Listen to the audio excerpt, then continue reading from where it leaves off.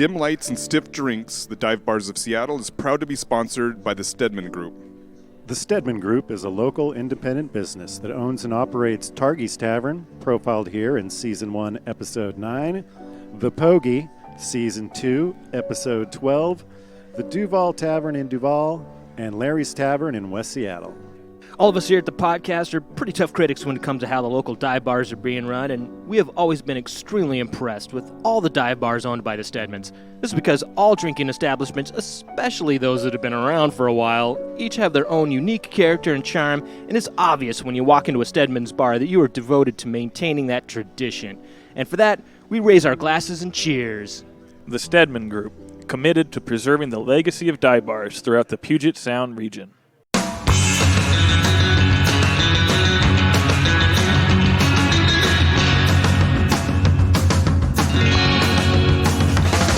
Hello, hello, hello. Welcome to the big show. This is Dim Lights and Stiff Drinks, the dive bars of Seattle. We are interested in those taverns, roadhouses, and bars and grills with a long history and hopefully an interesting backstory. And we've yet to be disappointed. If you're in the game long enough, you get to see some stuff, right? We've been around the block. I've been around the block. Heads up, not sitting in four nooks at four homes. No, we record live.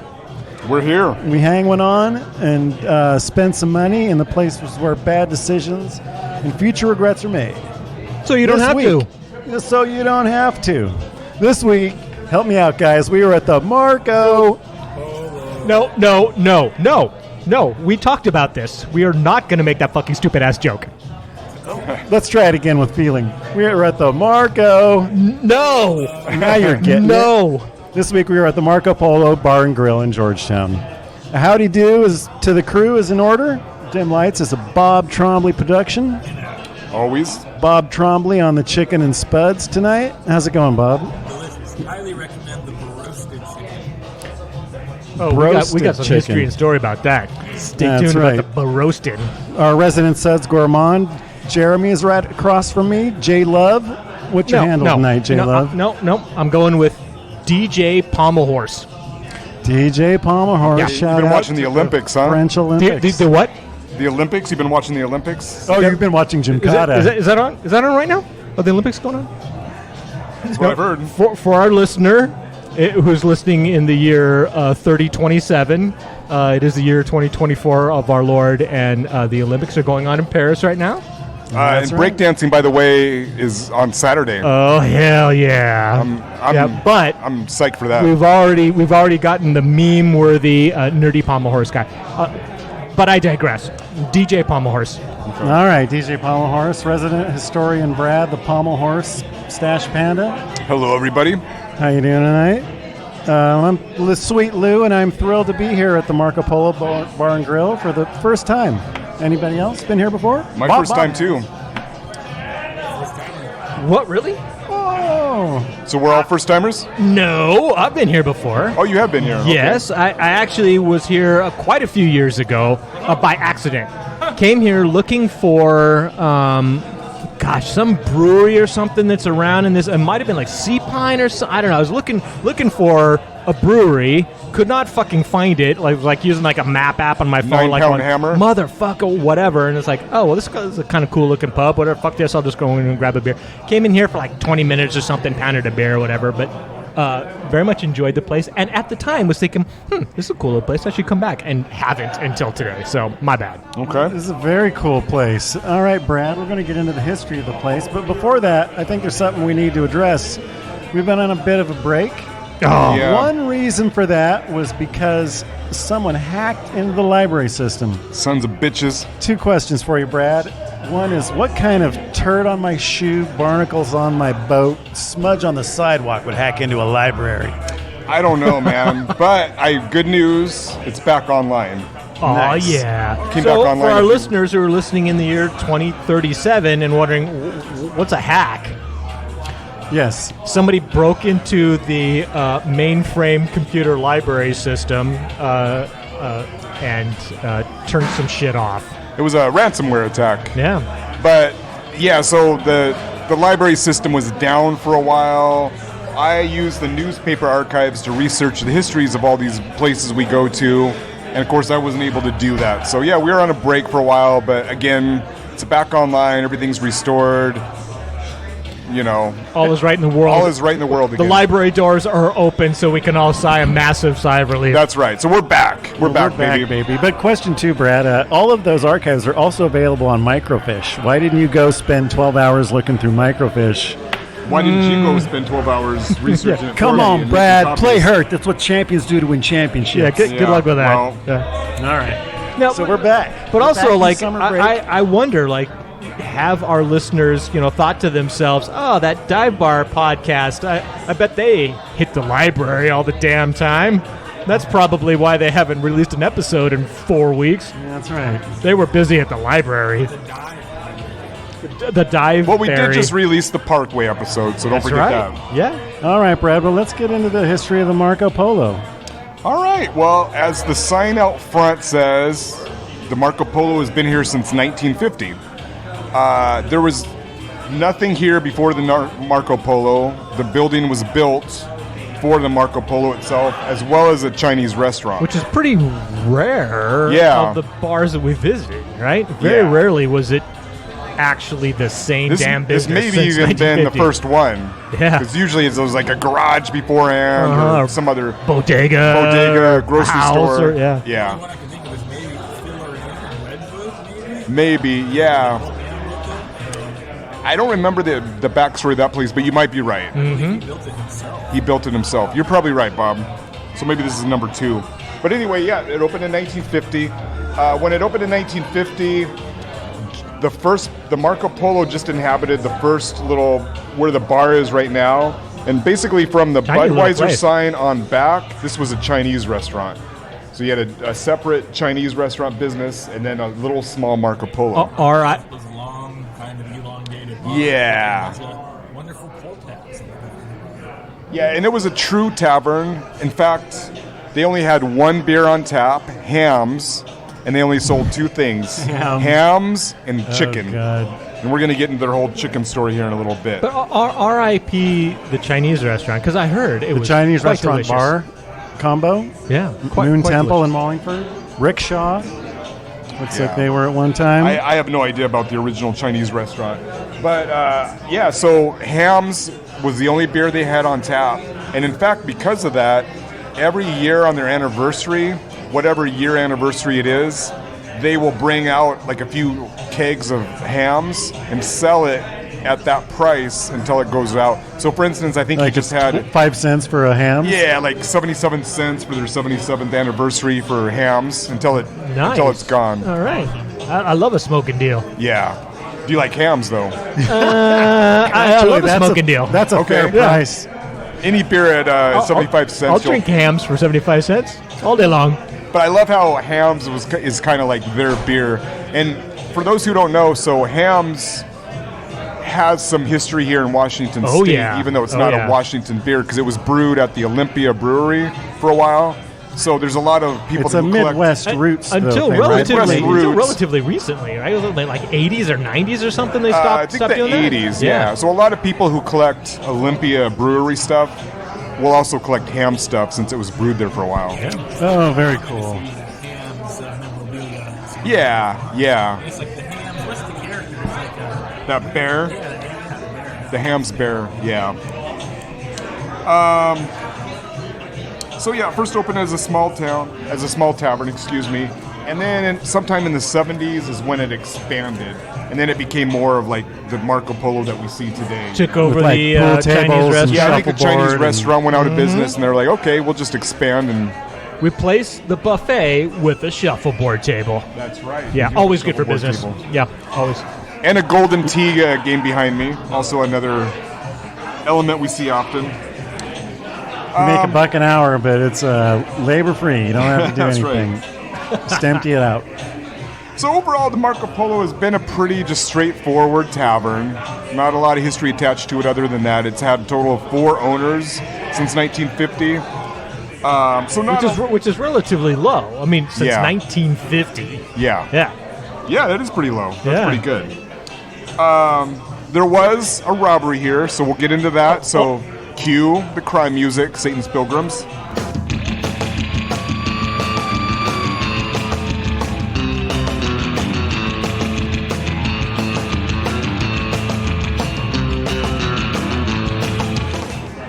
All right, in 1951, so a year after they opened, a robber walked in, pulled out a gun, demanded that the bartender open up the cash register and hand all the cash inside, and before running out, turned all the patrons. And again, this was like a small little tavern. They inhabited that little spot up there and said, Yeah, a little corner of the wall. "No one better call the police, or I will kill you all." And then he fled. But that was kind of a weird flex, because what was his plan if somebody did call the police, by the way, and I think he ended up getting arrested, but what was his plan when he said that? Like, he was going to come back massacre style and just Tommy gun everybody, or Yeah, the Devils say something like that over there at the American Legion, or that even was it? Yeah. I feel like that's been Maybe he had background information on everybody. He's like, "I know where all you live, so if you call the cops, I'm coming for you." Like when Satan came up to the Eagles Lodge and said, "I'll kill you all if you call the cops on me."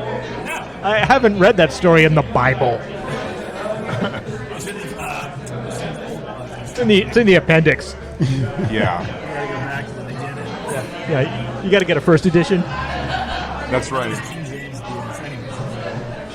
Anyways.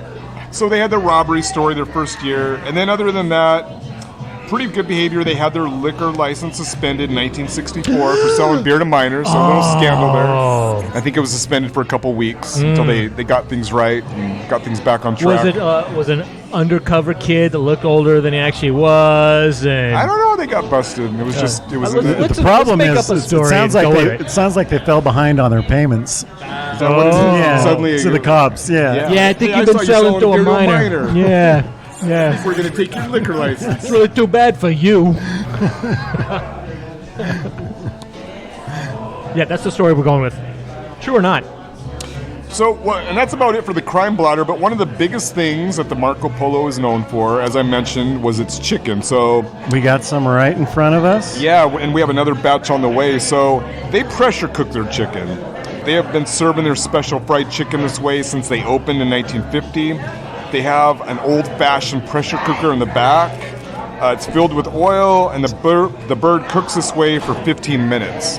So it's like Bob was mentioning, you place your order, about 15 minutes later, it comes out fresh out of the pressure Good cooker. things come to those who wait. Yeah. Yeah. And we're about to dig into some here in a And little it bit. comes We'll out let you know. piping hot. Piping hot. And that's funny you say 15 minutes because that's about exactly what it took. Yeah. It's not quick service, so No. you can feel It's good about almost it. like it's science. It's like cooking science. Yeah, Going to pass, you're going to make you beats. that's right. And Bob, so you've had your share of the chicken over there. How would you rate the chicken? Incredible.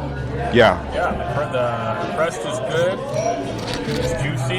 Is it as good as, like, say, so good. Lou Dog's going in for a quick bite as we speak. how would you compare it to, say, Azell's or Heaven Sent or some of the other? Popeyes. I'd say it's on par with that. Yeah. Yeah. I mean, I'd say the crust isn't as. I feel like Ezel's for some reason might have a thicker crust, but the spice is good. And I don't know, it's a great piece of chicken. I think it's something to do with the pressure cooker. Yeah. Something no one else like that. And the fact that back then, I think that was more of a common practice. I think so. The mid Americana. kind of Well, thing. there is a whole history of the way this chicken was cooked. Yeah. That goes hand in hand with the Marco Polo.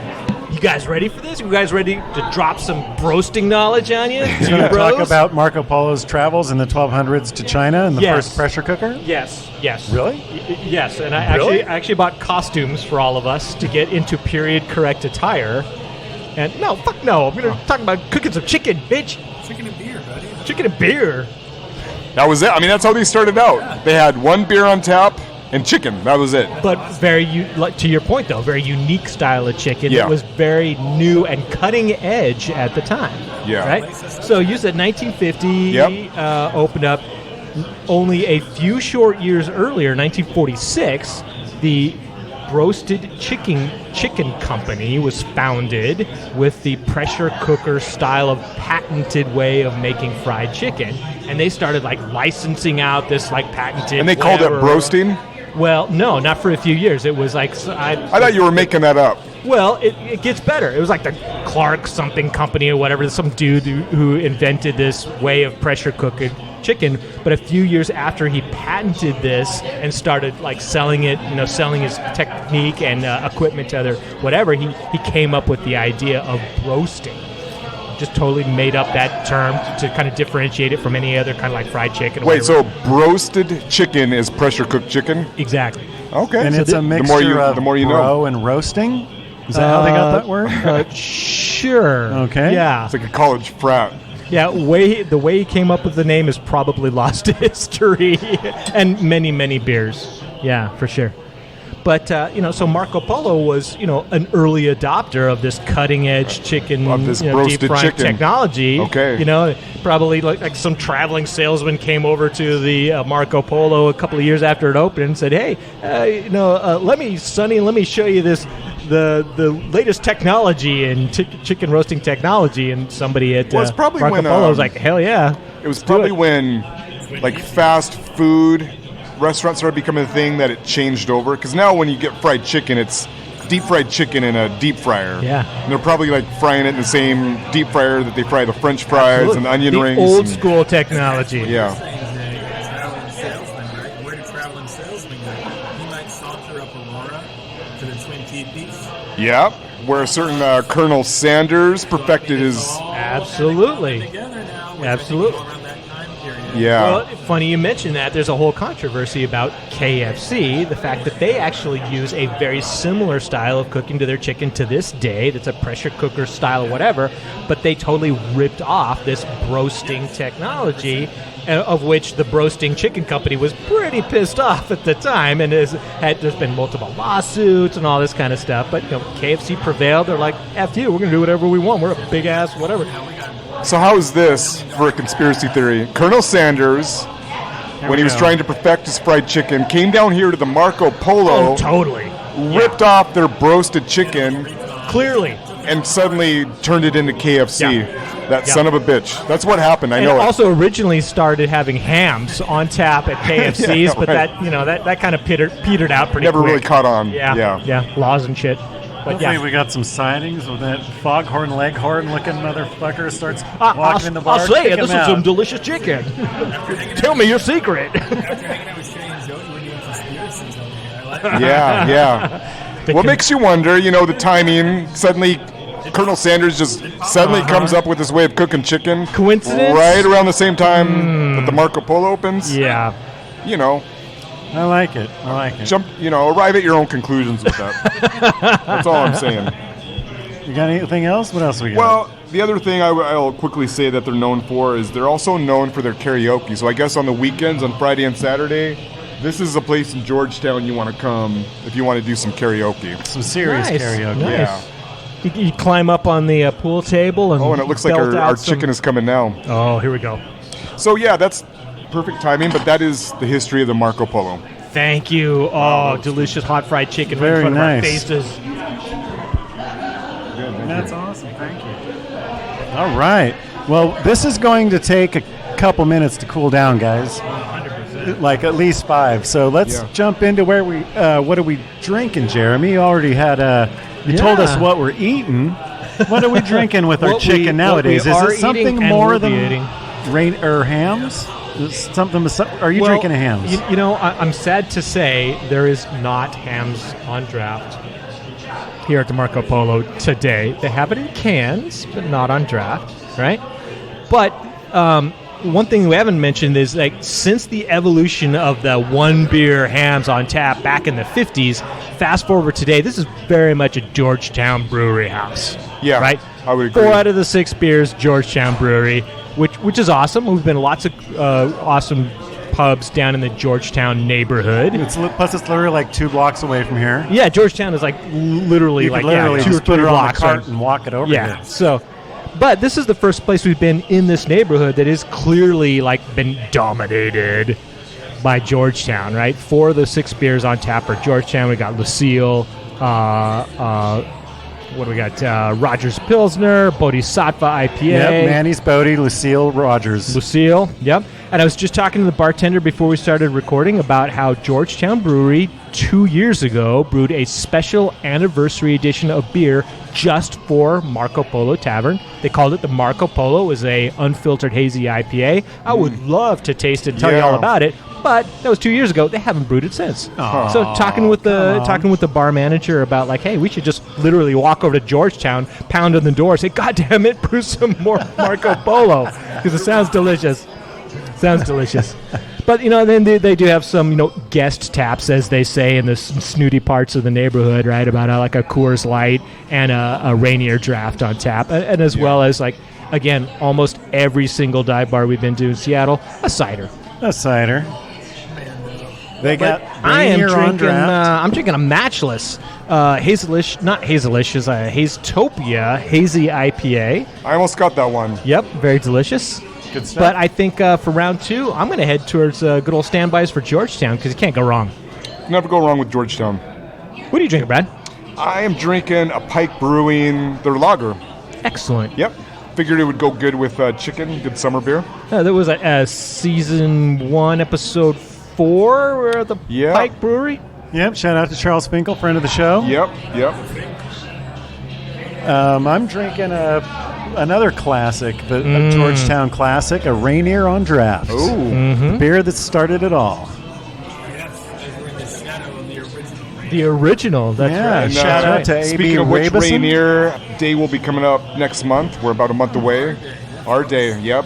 Which can also subsequently be your day as well. Yes, please come join us down My at day, our your day, our day. That's right. Heads up, it's the best street fair in town by far. Oh, hands down. It's like a Yeah. free concert, and it's amazing. Yep. Yep. So we want to break for round 2, get Yeah. another round of Let's do a brewskis, chicken and break. dive into this chicken. Most definitely. Let's do it. Satan's Pilgrims, take us out and bring us back.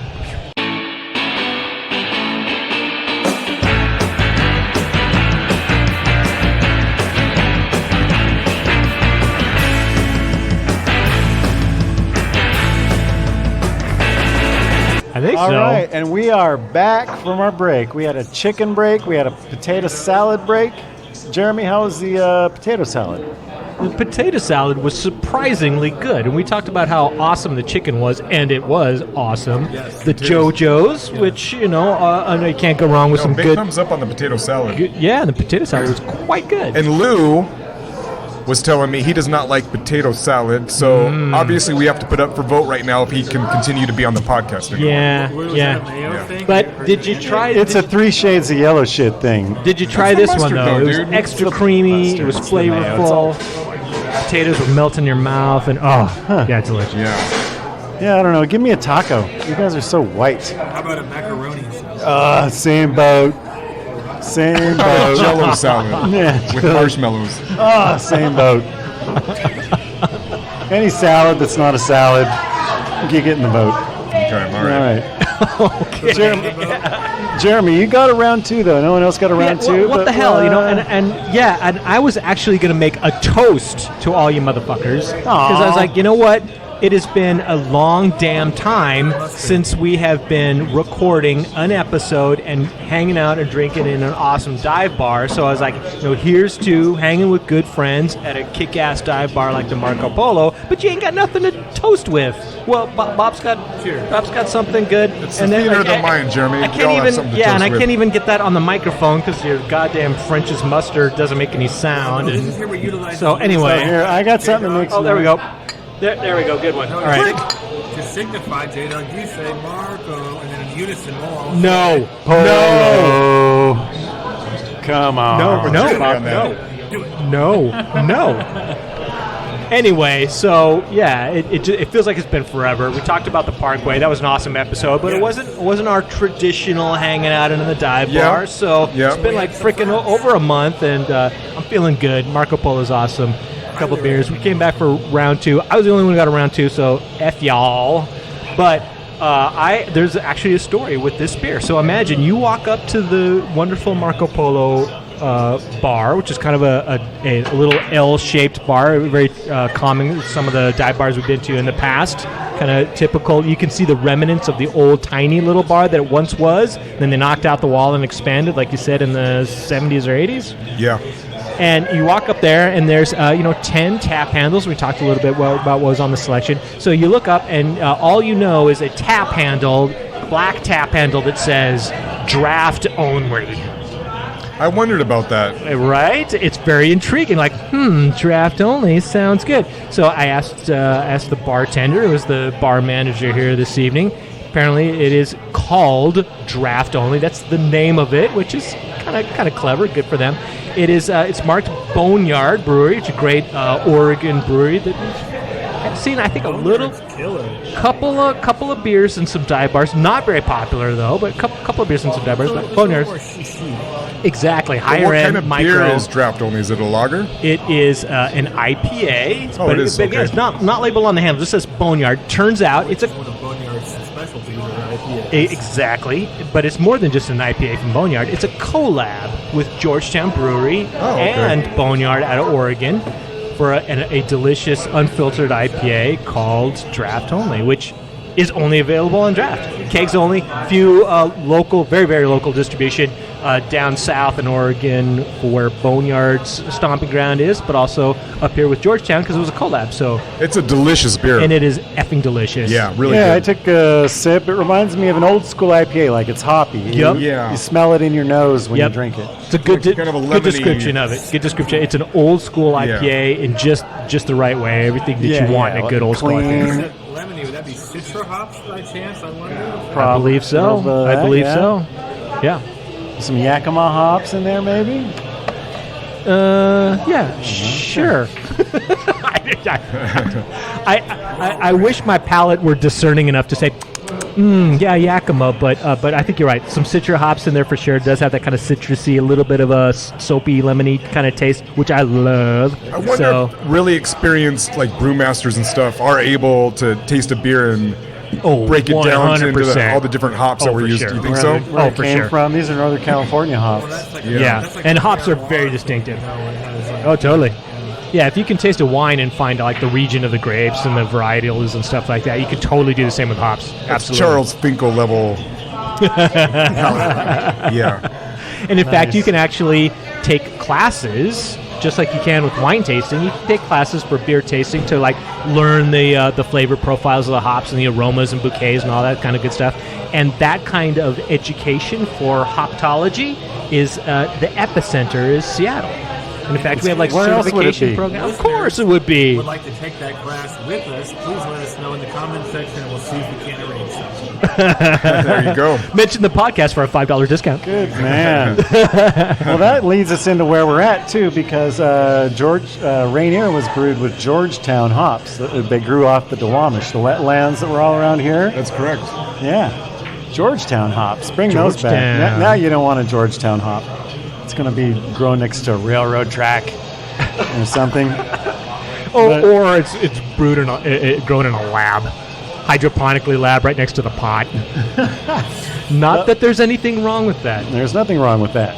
But we are back in Georgetown, the neighborhood that started it all, and we are here at the Marco Polo Bar and Grill. So let's talk about Marco Polo for a second. Let's Don't talk worry, about Jeremy, Marco it's Polo. not the game you play in the pool. We're talking about Marco. the guy. I'm You not gonna promised. You promised, Jeremy. do it. The dude the game was named I after. just threw it out there. You guys didn't have to respond. That's on you.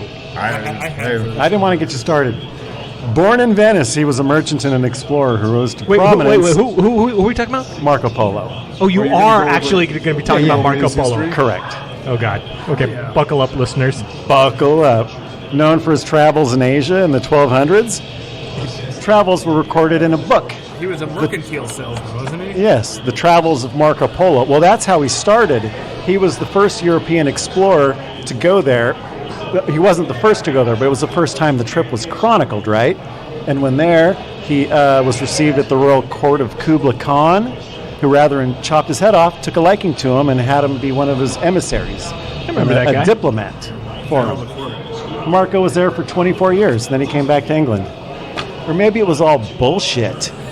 Scholars have been skeptical and wondered if much of the book was based on hearsay because there's plenty of suspicious omissions about practices and structures of China from a guy that supposedly spent 24 years there and traveled all around the country.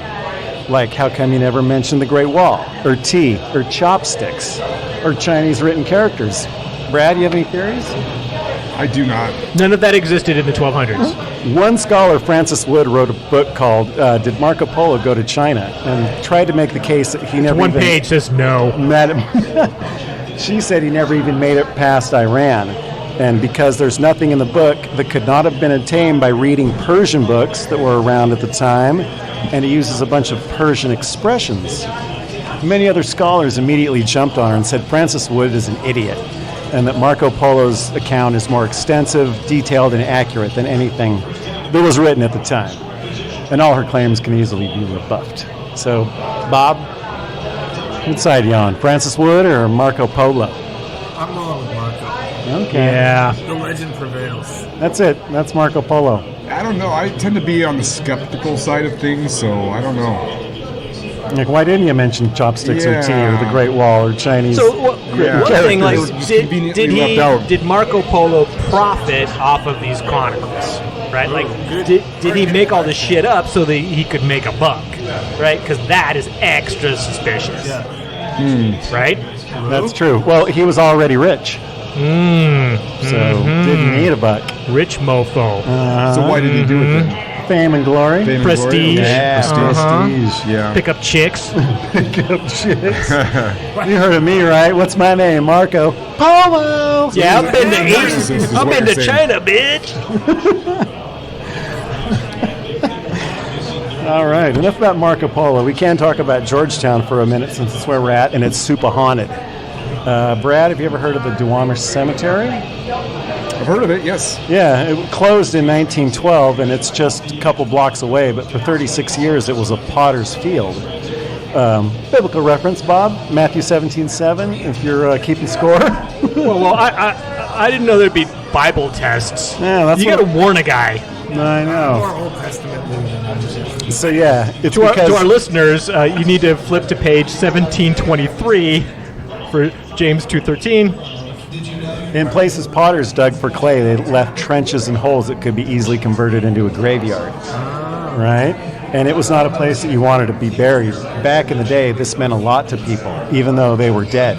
Didn't want to be in a potter's field. You didn't want to be there Yeah. because it's a graveyard for people like too poor to have a It's proper the dollar burial. store of a graveyard. Yeah, unclaimed bodies, like something the government has to deal with, and they put them all down here. An article in the Seattle PI back in 1911 called it the saddest of all places, a place for the suicides and failures. A little harsh. A little harsh. Yeah. It's a pauper's. 'Cause you died poor. Pauper's graves, right? That was Rude. before the construction of the Aurora Bridge. That's correct. So yeah, but to be buried there was a mark of shame, and people did whatever they could to avoid it. So here's one story. In 1904, Charles Thompson committed suicide in his room at a boarding house, but left careful instructions to whoever might find the body as to where he stashed away a couple bucks, so that he would, so that I could have a decent burial, and I will not be stuck forever in Potter's Field. All right? That was a line from his letter. It's a good.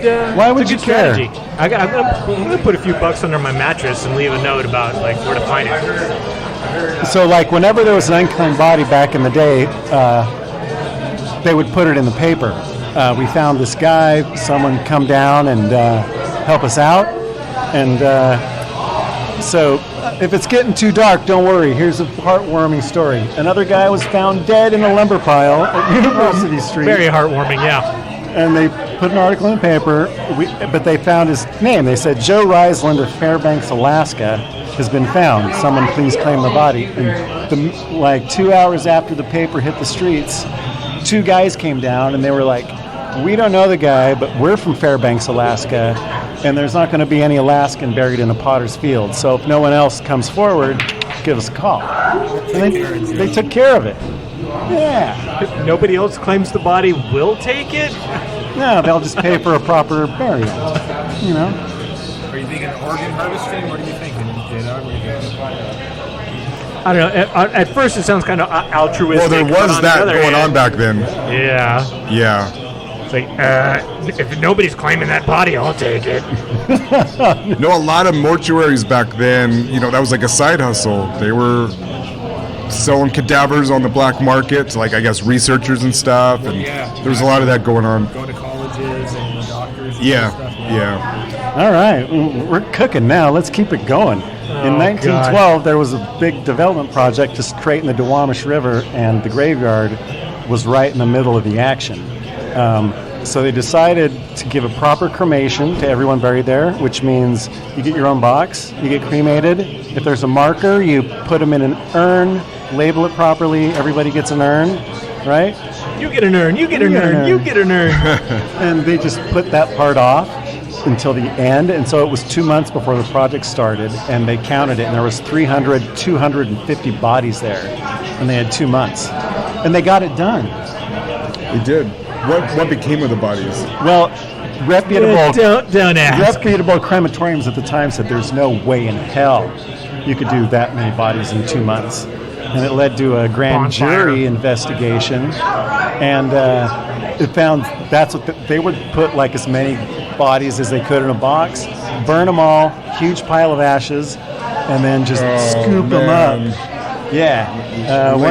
One guy Now, who was, this has got all the makings of a good horror flick, right? Like, I know. Didn't like Poltergeist kind of rip off this concept or something? haunted Potter's Field ground where they ditched all the ashes. Yeah, and let's build some houses on top of it. Yeah. They did do just enough, though, to get a no further action on the investigation. They brought the grand jury down, and they had about 100 jars neatly labeled, and 100 carefully marked cans of ashes neatly stored in what was called a great economy of space. And they fed them a good lunch, and they were satisfied. So they got acquitted? They got acquitted. But yeah, you asked what did happen to the ashes. And they all hung out at the Marco Polo. That's right. No one knows. After the investigation, they disappeared. Conveniently disappeared. Haunted as hell around here. Yeah. You know, they just drove around and haunted. A great economy of space. Wow. Bob's busting a gut. I'm feeling Missing some something. funky Fill vibes us in in, this man. place now that I was not feeling before. I know.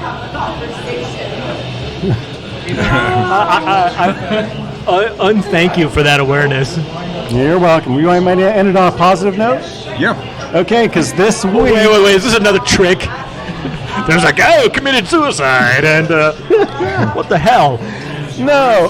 On this week in 1993, on a houseboat on Lake Union, an 8-year-old Jonah Baldwin called into a nationally syndicated radio talk show, Dr. Fieldstone, to see if there was anyone out there in radio land who would make a good wife to his recently widowed father.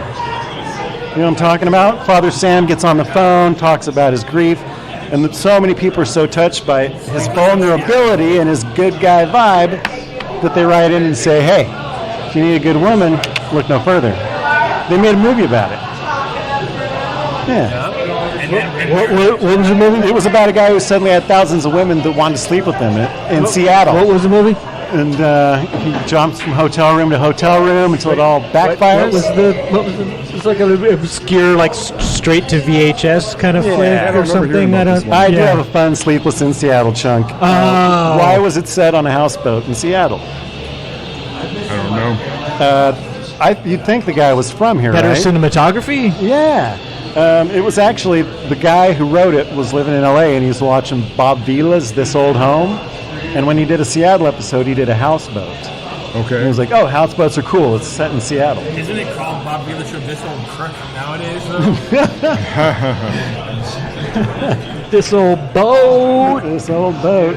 So, yeah, his other idea was that he was going to put the romantic comedy trope a twist where usually they meet and then they bicker with each other for an hour and then they get back together in the end. In this one, they were never going to meet and they were just going to talk on the phone the whole time and then meet at the very end, which is kind of a little bit about it. They don't meet until the last scene. Okay. But when he was shopping it, everyone was like, get the hell out of my office. Like, you know, when he cast 2 stars, they talk on the phone the whole time, never have one scene together. Wait. We booked Tom Hanks.